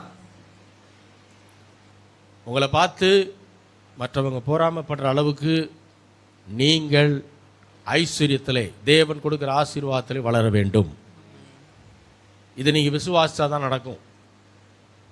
அப்படி அவர்கள் பொறாமைப்படுவது நல்லது. சில பொறாமைகள் நல்லது. அப்போ தான் அவங்களும் வந்து நம்மகிட்ட என்ன செய்வாங்க? எப்படிங்க ஆனீங்க? நம்ம என்ன செய்வோம்? இப்படி ஒருத்தர் இருக்கார், வெள்ளைக்காரர், அவர்கிட்ட கொஞ்சம் ஜாயின் பண்ணிட்டீங்கன்னா அந்த கம்பெனியில் ஜாயின் பண்ணிடுங்க.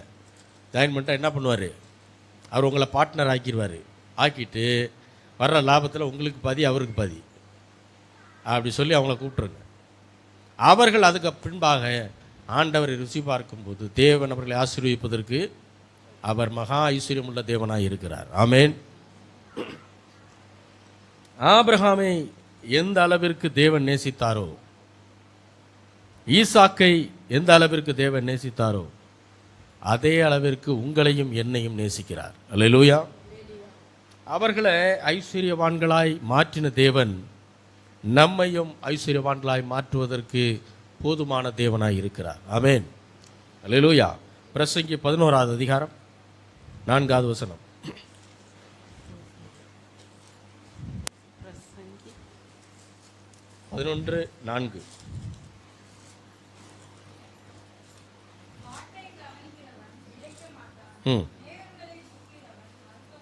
ரொம்ப நாள் கழிச்சு இந்த சவுண்டு வருதுங்க. காற்றை கவனிக்கிறவன் விதைக்க மாட்டான், மேகங்களை நோக்கு. அதாவது சூழ்நிலையை பார்த்துக்கிட்டு இருக்க விதைக்க மாட்டான். அது சொல்றார், சூழ்நிலையை பார்க்கிறவன் விதைக்க மாட்டான். அப்படி 6வது வசனம் போயிருங்க. காலையிலே உன் விதையை விதை. காலையிலே உன் விதை என்ன செய்ய? விதை. மாலையிலே உன் கையை நெகிழ விடாதே. அதுவோ இதுவோ எது வாய்க்குமோ என்றும் இரண்டும் சரியாய் பயன்படுமோ என்று நீ அறியாயே. காலையில் விதையை விதைச்சிருங்க, மாலையிலையும் என்ன செய்யுங்க? வாய்ப்பு இருந்தால் விதையை விதைச்சிருங்க.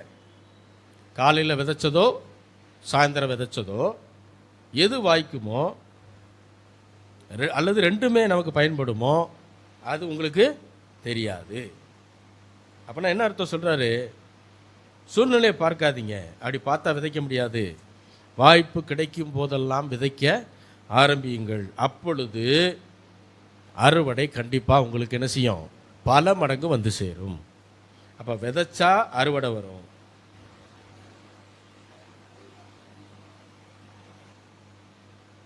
காற்றையும் மேகத்தையும் என்ன செய்யக்கூடாது? பார்த்துக்கிட்டு இருக்கக்கூடாது. கலாத்தியர் 6வது அதிகாரம் 9வது வசனம்.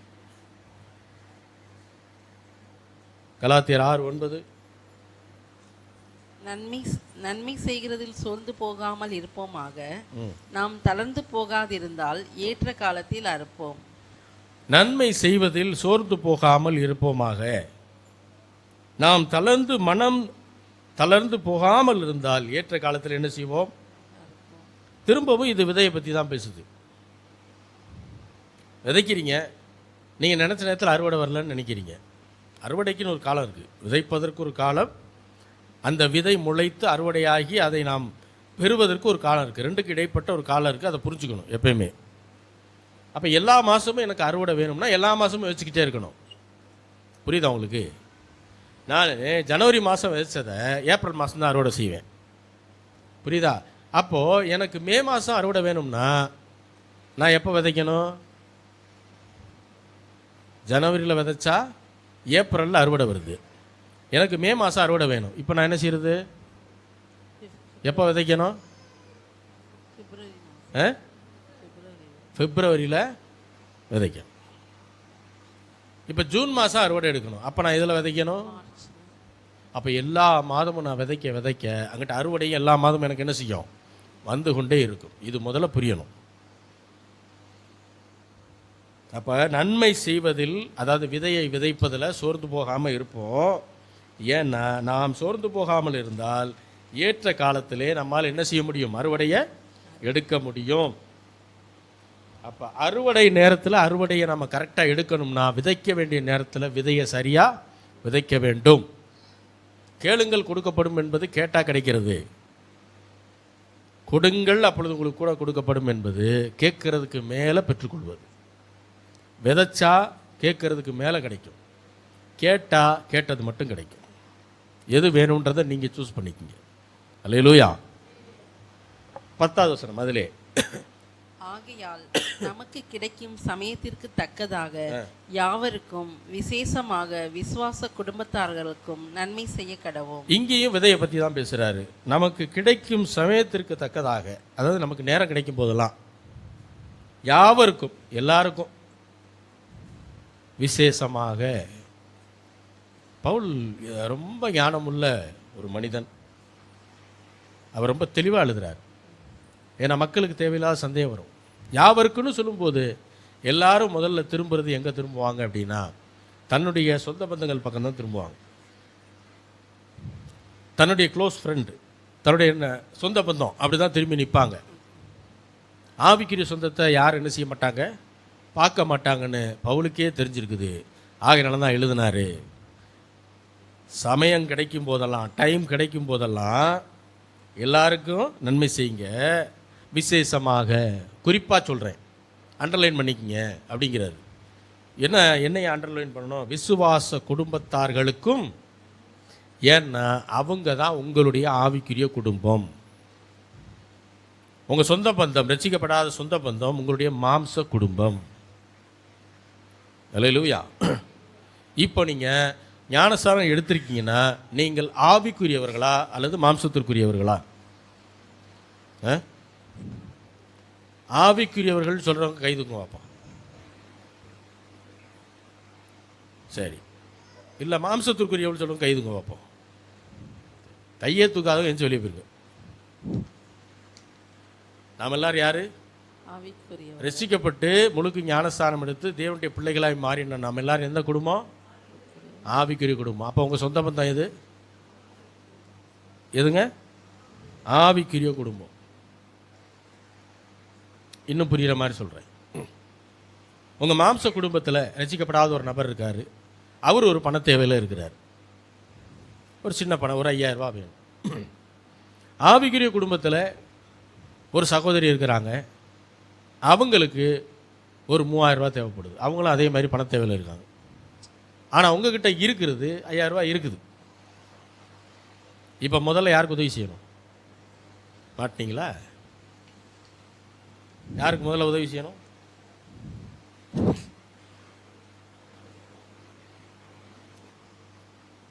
உங்கள் அன்னிக்கா?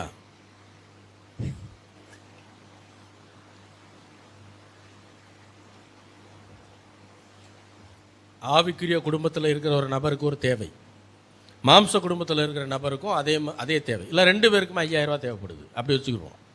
குழப்பமே வேண்டாம். உங்கள் கையில் 5000 ரூபா தான் இருக்குது. 10,000 இருந்தால் பிரச்சனை இல்லை. 5000 கொடுக்கணும்னு நினைக்கிறீங்க, முதல்ல யார் கொடுப்பீங்க? நேராக போய் உங்கள் நாத்தனாருக்கு, உங்கள் அன்னிக்கு அதானே செய்வீங்க. பைபிள் சொல்லுது அதை தான் செய்யக்கூடாதுங்குது. முதல்ல யாருக்கு செய்யணும்? ஏன்னா நீங்கள் யார்? நீங்கள் ஆவிக்குரியவர்கள்னு சொல்லிட்டீங்கன்னா உங்களுடைய முதல் குடும்பம் எது? நான் அவங்களை செய்யக்கூடாதுன்னு சொல்லலை, திரும்பவும் சொல்கிறேன் எல்லாருக்கும். ஏன்னா வசனம் சொல்லுது யாவருக்கும் உதவி செய்யுங்கன்னு சொல்லிடுச்சு, அதில் எல்லாரும் அடக்கம். ஆனால் நம்ம மக்கள் யாருக்கு செய்ய மாட்டாங்கன்னு பவுல் அன்னைக்கே தெரிஞ்சு, பரிசுத்த ஆவியானவர் அன்னைக்கே தெரிஞ்சு எழுதினாரு, விசேஷமாக விசுவாச குடும்பத்தார்களுக்கும் என்ன செய்ய கடவோம்? நன்மை செய்ய கடவோம். அல்லேலூயா. சங்கீதம் 126:5-6. கெம்பீரத்தோட அறுப்பார்கள். அள்ளி தூவும் விதையை சுமந்து அழுது கொண்டு போகிறான், ஆனாலும் தன் அறுத்த அரிகளை சுமந்து கொண்டு கெம்பீரத்தோட திரும்பி வருவான். சரி, கண்ணீரோடு விதைக்கிறவர்கள் கெம்பீரத்தோட அறுப்பார்கள். அப்படின்னா என்ன அர்த்தம்? ஒரு மனிதன் இருக்கிறான், விவசாயி, அவனுக்கு சாப்பிட்றதுக்கு ஆகாரம் இல்லை, நெல் இல்லை. ஆனால் விதைக்கிறதுக்கு மட்டும்தான் என்ன இருக்குது? அதை விதை நெல்லுன்னு சொல்லுவோம், அது இருக்குது. இப்போ அவன் நினச்சா அந்த விதை நெல்லை எடுத்து ஆக்கி சாப்பிட முடியும். அதுவும் அவன் நெல் தான். தசமபாகத்தை எடுத்து என்ன செய்யலாம்? சாப்பிட முடியும், விதை நெல்லை. புரியுதா உங்களுக்கு? ஆனால் விவசாயி, ஒரு நல்ல விவசாயி என்ன பண்ணுவான்னா விதை நெல்லை என்ன செய்ய மாட்டான்? சாப்பிட மாட்டான். ஏன்னா அது அவனுடைய எதிர்கால ஆகாரம்ன்றது அவனுக்கு நல்லா தெரியும். அதை விதைக்கணும், விதைச்சிட்டோம்னா நாளைக்கு எனக்கு சாப்பாடு அதுலேருந்து தான் வரும்ன்றது அவனுக்கு என்ன செய்யும்? நல்லா தெரியும். ஒரு நல்ல வியாபாரி தன்னுடைய முதலீட்டை ஒரு நாள் எடுத்து சாப்பிட மாட்டான். முதலீடு எப்பயுமே என்னவாக தான் மாறும்? மீண்டும் மீண்டும் முதலீடாகத்தான் மாறுமே தவிர அந்த லாபத்தை சாப்பிடுவான். ஆனால் முதலீட்டை ஒரு நாளும் முதலீட்டை தொட்டவன் கெட்டான், அதோடு முடிஞ்சு கதை. அப்போ விதையை தொடக்கூடாது. நல்ல விவசாயி விதையை என்ன செய்ய மாட்டான்? சாப்பிட மாட்டான், அதை விதைச்சிருவான். அப்போது அவனுக்கு என்ன செய்யுது? விதைக்க போகிறான், ஆனால் அவன் சாப்பிடல, அவன் குடும்பம் சாப்பிடல. நாளைக்கு சாப்பாட்டுக்கு என்ன செய்வோன்னு தெரியல. நான் விதைச்ச அறுவடை வரும்னு தெரியுது, விதைக்கும் போது கண்ணீர் வருது. அதுதான் வசனம் சொல்லுது, கண்ணீரோடு விதைக்கிறான், ஆனால் அறுவடை எடுக்கும்போது அவன் எப்படி அறுப்பான்? சந்தோஷமாக என்ன செய்வான்? கம்பீரத்தோட அறுப்பான். அடுத்த வார்த்தை ரொம்ப முக்கியம், அள்ளி தூவும் விதையை சுமக்கிறவன். அள்ளி தூவும் விதை அப்படின்னா நம்ம என்ன நினைக்கிறோன்னா, இப்படி அள்ளி வந்து அந்த விதையை அப்படி தூவி தூவி விதைக்கிறாங்க இல்லையா, அதுதான் அர்த்தம். ஆனால் அதற்கு மூல பாஷையில் வேறு ஒரு அர்த்தம் சொல்லப்படுது, ப்ரீசியஸ் சீடு அப்படின்னா என்னது? ப்ரீசியஸ்னா என்னது? விலையேற பெற்ற விதை. ஏன் இது விலையேற பெற்ற விதை? சரி, சாதாரண விதை, விலையேற பெற்ற விதை, 2 இருக்கு. சாதாரண விதைனா என்ன தெரியுமா? சூழ்நிலைகள் நன்றாக இருக்கும்போது நாம் விதைக்கிறோம் பாருங்க, அது சாதாரண விதை, ரைட்டா? அந்த விதையிலேயே அறுவடை வரும். விதை நம்மளை ஒரு நாள் ஏமாத்தாது, நம்ம தான் அதுக்கு பேர் வைக்கிறோம், அது சாதாரண விதை. சூழ்நிலை ரொம்ப மோசமாக இருக்குது, ஒஸ்ட்டாக இருக்குது, அப்போ நாம் விதைக்கணும்னு சொல்லி ஒரு விதையை தனியாக எடுத்து வச்சு விதைக்கிறோம் பாருங்க, அதுதான் விலையேறப்பெற்ற விதை தேவனுடைய பார்வையில். அல்லேலூயா. அதுதான் நான் திரும்ப திரும்ப சொல்லுவேன், ஆண்டவர் உங்களுடைய பணத்தினுடைய மதிப்பை பார்ப்பதில்லை, எவ்வளவு பர்சன்டேஜ் விதைக்கிறீங்கன்றதான் பார்ப்பார். புரியுதுங்களா? ஒருத்தர் 5000 ரூபா சம்பளம், ஒருத்தர் 10,000 ரூபா சம்பளம் வாங்குறாரு, 1000 ரூபா விதைக்கிறார், இவர் சரியாக இருக்கார். இன்னொருத்தர் 5000 ரூபா தான் சம்பளம் வாங்குறாரு, ஆனால் 600 ரூபா விதைக்கிறார். இதில் தேவனுடைய பார்வையிலே எது விலையேற பெற்ற விதைன்னு நினைக்கிறீங்க? 1000 ரூபாயா 600? நம்ம பார்வையில் 1000 ரூபா தான் பெருசு. அவர் தான் நிறையா விதைச்சிருக்காரு, அவர் கண்டிப்பாக விதைச்சிருக்காரு, ஆனால் அவர் சரியாக விதைச்சிருக்காரு. 5000 ரூபாய்க்கு 500 ரூபா கொடுத்தா போதும், ஆனால் 600 ரூபா அந்த அம்மா கொடுக்குறாங்கன்னா அவருடைய விதை விலையேற பெற்ற விதை. அதைத்தான் திரும்ப திரும்ப சொல்கிறேன், தேவன் பணத்திற்கான வேல்யூவை பார்க்கறது இல்லை. பணத்தை பெருசாக என்ன செய்யறதில்ல, தேவன் மதிப்பது கிடையாது. தேவன் பணத்தை கொடுக்கிறார். எதுக்கு? அதை யூஸ் பண்ணுறதுக்கு தான் கொடுக்குறார். அதை கடவுளாக வச்சு கும்பிடுறதுக்கு கொடுக்கல. என்ன சில ஆள்லாம் பார்த்துருக்கேன், பாக்கெட்டுக்குள்ளே என்னங்க பணத்தை வச்சுக்கிட்டு, பணம் பாக்கெட்டுக்குள்ளே இருந்தா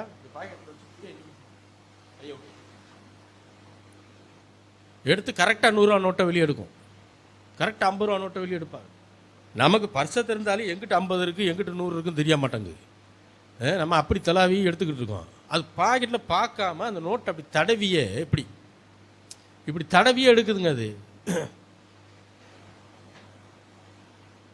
பணத்தின் மீதான கவர்ச்சி. நிறைய பேர் சொல்லுவாங்க பணத்தை மதிங்க. நான் சொல்கிறேன் கர்த்தருடைய வார்த்தையை மதிங்க.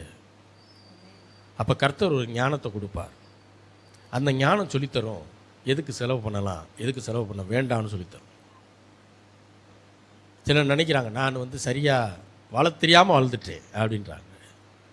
இல்லை இல்லை, வாழ தெரியாமலாம் வாழலை. கர்த்தர் உங்களை சரியான இடத்துக்கு கொண்டு வந்திருக்கிறார், ஞானத்தை கொடுத்துருக்கிறார். 25 வயசில் அல்லது 20 வயசில் தாவீதை ராஜாவா தேவனால் ஆக்க முடியும்னா 80 வயசில் மோசேவை ஊழியக்காரனாகவும் மாற்ற முடியும். நல்லா புரிஞ்சுங்க. மோசே வருத்தம்லாம் படணும்னு அவசியம் இல்லை. அல்லேலூயா. 80 வயசுலையும் ஆக்க முடியும், 25 வயசுலையும் தேவனால் ஒரு பொசிஷனுக்கு உங்களையும் என்னை கொண்டு போக முடியும். அதனால் அதை பற்றிலாம் குழப்பம். அவங்களுக்கு வந்துருச்சு, நடந்துருச்சு. அவங்களுக்கு நடந்துட்டு போகுது. அவங்களுடைய வழிகள் வேற, நம்முடைய வழிகள் வேற, நம்முடைய பாத்து வேற. தேவன் அதில் கரெக்டாக நம்மளை கொண்டு போயிட்டார்னா எப்போனாலும் தேவன் நம்மை ஆசீர்வதிக்க முடியும். அல்லேலூயா. அதே போல் ஆண்டவர் உங்களுக்கு ஒரு பிஸ்னஸ் செய்யணும்னு சொல்லி ஒரு நாலேஜ் கொடுக்குறார் அப்படின்னா அந்த பிஸ்னஸ் அதை நீங்கள் தைரியமாக செய்யுங்க. அதை கற்றுக்குங்க. அதில் இருக்கக்கூடிய டீட்டெயில்ஸை கற்றுக்குங்க. கற்றுக்கிட்டு அதில் உங்களுடைய உழைப்பை என்ன செய்யுங்க, நல்ல விதமாக செய்யுங்க. அதை தேவன் அங்கீகரிக்கிறார், தேவன் அதை ஆசீர்வதிப்பார். மறந்துடக்கூடாது. கஷ்ட காலத்தில் நம்மகிட்ட இருக்கிறதே கொஞ்சம்தான். ஆனால் அதிலிருந்து நாம் எடுத்து விதைக்கும் போது அது நம்முடைய விலையேறப்பெற்ற விதையாக தேவனால் எண்ணப்படுகிறது. இந்த விதையை விதைக்கும் போது கண்ணீர் ஆட்டோமேட்டிக்காக வரும். ஏன்னா என்கிட்ட இருக்கிறதே கொஞ்சம், ஆனாலும் தேவனுடைய வார்த்தையை நான் விசுவாசிக்கிறதுனால என்ன செய்கிறேன், எடுத்து அதை நான் காணிக்கப்பட்டியில் போட போகிறேன். அதை நான் பாஸ்டர்களில் கொடுக்க போகிறேன். கொடுத்துட்டா என் கையில் ஒன்றும் இருக்காது, தெரியும். நைட் சாப்பாடுக்கு என்ன பண்ணுவேன்னு தெரியாது, தெரியும். ஆனாலும் என் சூழ்நிலை பெருசா, கர்த்தருடைய வார்த்தை பெருசான்னு வரும்போது நான் கர்த்தருடைய வார்த்தை தான் பெருசு அப்படின்னு சொல்லி நான் விதைச்சிட்டு போகும்போது தேவனுடைய ஆசீர்வாதம் எப்படி வரும் தெரியுமா? நீதிமானுடைய சந்ததி அப்பத்திற்கு இறந்து திரிகிறது இல்லை. ஒரு நாள் சாப்பாட்டு கஷ்டம் வராது. நைட்டு தான் இது வரைக்கும் சாப்பாடாத நல்ல சாப்பாடை சாப்பிடுவீங்க. நான் சேலஞ்ச் பண்ணி சொல்கிறேன். இது வரைக்கும் சாப்பிட்டே பார்க்காத ஒரு நல்ல சாப்பாடு அன்னைக்கு நைட்டு தான் கிடைக்கும். அல்லேலூயா. விசுவாசம் இப்படி தான் வேலை செய்யும். தேவன் இப்படி தான் கற்றுக் கொடுப்பார். அல்லேலூயா. ஆனாலும் தான் அறுத்த அரிகளை அவன் என்ன செய்கிறான், சுமந்து கொண்டு கம்பீரத்தோடே திரும்பி வருவான். ஆங்கிலத்தில் shall doubtless come again with rejoicing, bringing his seeds with him. அதாவது என்ன தமிழ் என்ன அர்த்தம்னா, ஏன் அதை சொல்கிறேன் அப்படின்னா, கண்டிப்பாக சந்தேகமே இல்லாமல், இந்த வார்த்தையை ஆங்கிலத்தில் யூஸ் பண்ணுறாங்க. டவுட்லெஸ், கண்டிப்பாக சந்தேகமே இல்லாமல் மகிழ்ச்சியோடு தான் எடுத்த அறுவடையை அவன் சுமந்து கொண்டு வருகிறான். தமிழில் எப்படி வந்துருச்சு? தான் அறுத்த அரிகளை சுமந்து கொண்டு வரும்போது கம்பீரத்தோட, கம்பீரம்னு வந்துருச்சு. கம்பீரம்னா நமக்கு பாதி பேருக்கு புரியும், பாதி பேருக்கு புரியாது. என்ன கம்பீரம்? அது ஏதோ கம்பீரமாக வருவார் போல் இருக்கு அப்படின்னு நினச்சிக்கிறாங்க. அதை விலைக்கு சொல்லணும் அப்படின்னா கண்டிப்பாக, அதாவது கண்டிஷனாக இதான் நடக்கும், வேறு எதுவும் நடக்காது. எது? சந்தேகமே இல்லாமல், எந்த சந்தேகமும் தேவையில்லை. சந்தேகமே இல்லாமல் மகிழ்ச்சியோடு தான் அறுத்த அரிகளை என்ன செய்கிறான்? அறுவடையை சுமந்து கொண்டு வருவான். மகிழ்ச்சின்றது இருதயத்திலிருந்து ஏற்படுகிற காரியம். அப்போ விதைக்கும் போது நான் உங்களுக்கு சொல்கிறேன், விதைக்கும் போது கண்ணீர் வந்திருக்கலாம், தவறில்லை, அது ஒன்றும் தப்பு கிடையாது. ஆனால் அறுவடையை நீங்கள் எடுக்கும்போது கண்டிப்பாக சந்தேகமே இல்லாமல் மகிழ்ச்சியோடு திரும்ப வருவீர்கள். கர்த்தர் சொல்கிற வார்த்தை. அல்லேலூயா. அவர் சொல்ல ஆகும். காரணம் கர்த்தர் நல்லவர், நீங்கள் கர்த்தரால் ஆசீர்வதிக்கப்பட்டவர்கள். நம்ம எல்லாரும் ஜெபிக்கலாம். எங்களை நேசிக்கிற நல்ல தகப்பனே, ஆண்டவராகிய இயேசு கிறிஸ்துவின் நாமத்தில் மட்டும் வருகிறோம். பிதாவே, தேவன் பேசின வார்த்தைகளுக்காக நன்றி ஆண்டவரே. கண்ணீரோடு விதைத்தாலும் கெம்பீரத்தோடு சந்தேகமே இல்லாமல் கண்டிப்பாக அறுவடையை நாங்கள் மீண்டும் எடுப்போம் என்கிற அந்த வார்த்தையை நீர் எங்களை ஒவ்வொருவருக்கும் கொடுத்திருக்கிறீர். அதை விசுவாசித்து உம்முடைய ஆண்டவரை காரியத்தில் நாங்கள் விதைக்க கர்த்தாவை எங்களை தகுதிப்படுத்தும். ஆசீர்வதியும். வந்த ஒவ்வொருவரையும் ஆசீர்வதியும். அவருடைய இருதயத்தின் தேவைகளையும் வேண்டுதல்களையும் நிறைவேற்றி கொடுங்க. உலகத்தில் ஒரு வெற்றியுள்ள வாழ்க்கை வாழட்டும் ஆண்டவரே. ஆபிரகாமை, ஈசாக்கை, யாக்கோபை ஆசீர்வதித்த தேவன் எங்களையும் நீர் ஆசீர்வதிக்க சித்தமாக இருக்கிறீர். அந்த ஆசீர்வாதத்தை பெறுவதற்கு தடையாக இருக்கக்கூடிய எல்லா காரியங்களையும் எங்களை விட்டு அகற்றுகிறோம். தேவன் தாமே உடைய ஞானத்தினால் நிரப்புங்க. ஆசீர்வதியும். இயேசுவின் நாமத்தில் வேண்டிக் கொள்கிறோம் எங்கள் ஜீவனுள்ள நல்ல பிதாவே. ஆமென்.